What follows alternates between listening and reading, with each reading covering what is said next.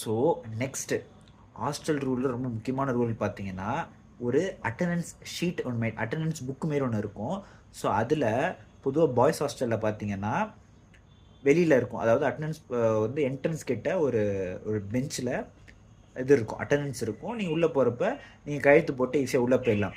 அதுவே பட் கேர்ள்ஸாக இருந்தாங்க அப்படின்னு பார்த்தீங்கன்னா, கேர்ள்ஸ் வந்து அட்டெண்டன்ஸ் எடுப்பாங்க. So they have to verify எல்லா பொண்ணுங்களும் இருக்காங்களா, ரூம் வைஸ் இருக்காங்களாங்கிறத வெரிஃபை பண்ணுவாங்க. அது பாய்ஸ்க்கு வந்து அந்த அளவுக்கு ஸ்ட்ரிக்டாக இருக்காது. பட் அவங்களும் கிராஸ் செக் பண்ணுவாங்க. திடீர்னு அட்டெண்டன்ஸ் எடுத்துகிட்டு வந்துட்டு இருக்கானா, நீ இருக்கியா, அவன் இருக்கானா, இவன் இருக்கானா. ஏன்னா மற்ற ஹாஸ்டல் பசங்க வந்து இந்த ஹாஸ்டல் வந்து உட்காந்துருப்பாங்க. அதுவும் தப்பு தான். ஆனால் நீங்கள் வந்து சொல்லிட்டு வந்துக்கலாம், சார் மாரி அந்த ஹாஸ்டலில் இருக்கேன், நான் படிக்க வந்திருக்கேன், நீங்கள் நான் படித்து நாளைக்கு எக்ஸாம் எழுதணும் சார் அப்படின்னு சொன்னீங்கன்னா, ஃபஸ்ட்டு வந்து நீங்கள் முன்னாடியே சொல்லணும். நீங்கள் அவர் வந்து பிடிக்கிறப்ப யாரா நீ இங்கே என்ன பண்ணிகிட்டு இருக்க அப்படின்னு கேட்குறப்ப, சார் படிக்க வந்தேன் சார்னா காண்டாயிடுவாங்க.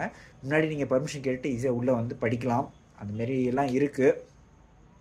ஸோ